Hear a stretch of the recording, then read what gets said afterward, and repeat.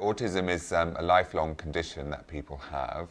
There's lots of good things about having autism. People with autism rarely judge other people, they're not tied to social expectations, and often they're really, really good at particular tasks or particular things that they're interested in.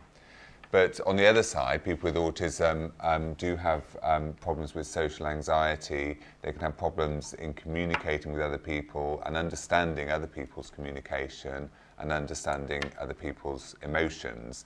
And also they can be very sensitive. For example, they can be very sensitive to noise or very sensitive to touch, so that can cause them problems as well.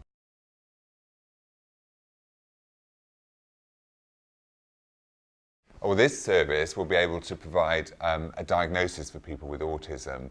So if anyone in the community in Tower Hamlets, any adult thinks they might have autism, they can come along and ask us for a diagnostic assessment, and we'll be able to do a thorough assessment and be able to say whether we think they've got autism or not. But we don't just leave it there. What we'll do, we also explain what that means to people and just go through the whole diagnosis and what it means for them as an individual.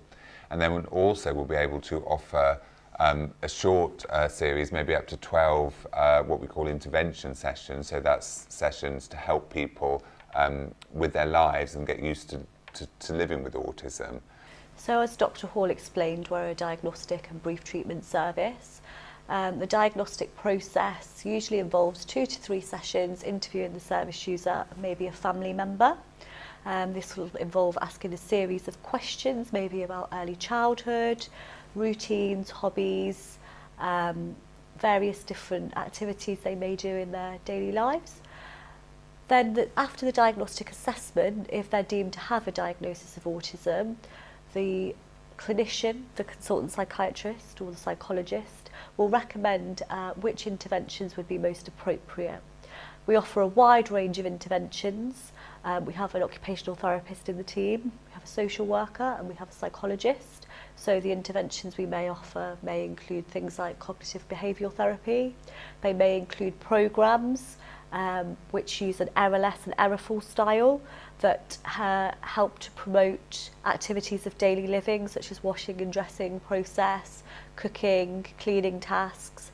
Social worker that may look at social skills, may also look at providing longer term care packages for the service user.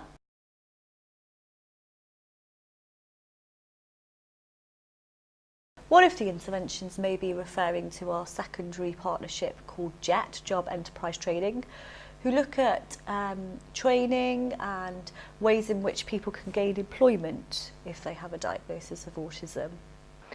Because we're working with people with disabilities, our most common client group have little or no work experience.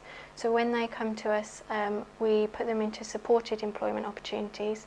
So this might be supported apprenticeships or opportunities where they have job coaching support. Well, I had a person called Alessandra, and she would do a lot for me. She would get my freedom pass done from London Transport. She would help me with interviews.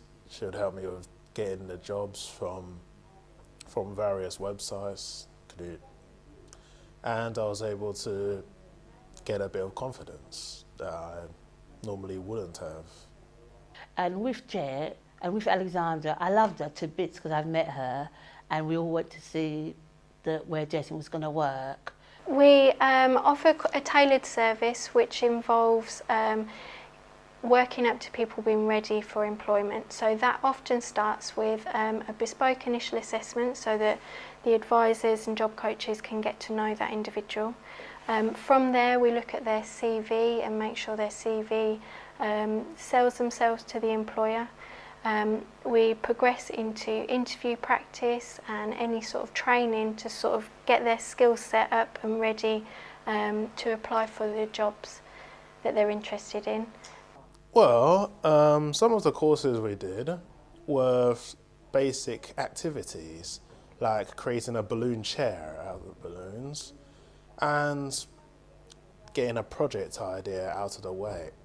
Creating a project idea so that in the event that you'd go out into the world to think of an idea that you could publish and broadcast. So of course they would tell you about it and basically show you how you get about to doing it. She's always got him jobs, which maybe someone will think I'm being a bit of a snob, which kind of, I hate to say it, because every work job means something, doesn't it, to whoever's doing it, especially if you enjoy it, which kind of has some sort of relevance, you know, which you can see a product at the end of it. The support I got was handout of questions in which I'd learn in advance. And with that, I could actually prepare myself so that any event that they ask the questions, I can just simply answer them normally. The Tower Project are the organisation that we've worked with predominantly to employ the adults with autism that we've had in my team. And they've been so supportive. Actually, the success of those placements wouldn't have been the same if we hadn't had the Tower Project. Well, it has somewhat changed my life. Even though that I have done other work before, it just means that I got a new experience from experiencing a new kind of work that's within my expertise of computing and other things. When we've needed some particular information about that member of staff, they've shared information with us on a need-to-know basis. They support the employee and they support us as well to make sure that, you know, it's a good working relationship. They provide really good job coaching, but are also just kind of there for us as much as they've been there for the particular people working. So it's been very positive. It's really about tailoring our support for the individual. So we go with the career aspirations of that individual and try and match them up to a job. I think it's really important that people with autism have the opportunity to come and work, but it doesn't just happen.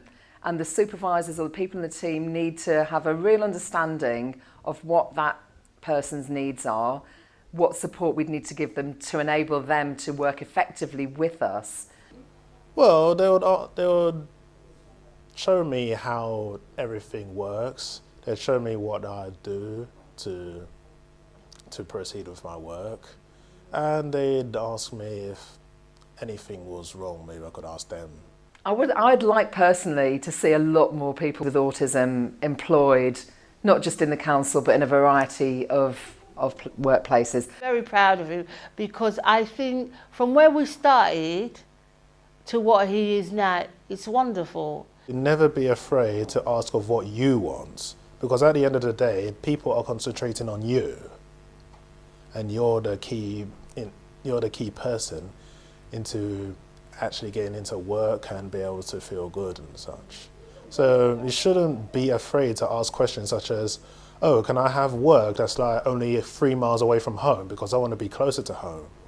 So in that regard, you should not be afraid about asking questions such as that.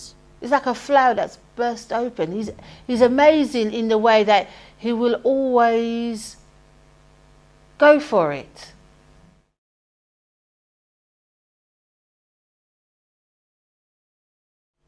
Hopefully I'll be famous for something that I'd like to do, like book writing, computing, other things. Hopefully I'll be able to set off my career in doing something like that rather than just maybe working here and only being known in the working sector rather than around the world. Once you have met one person with autism, you have only met one person with autism.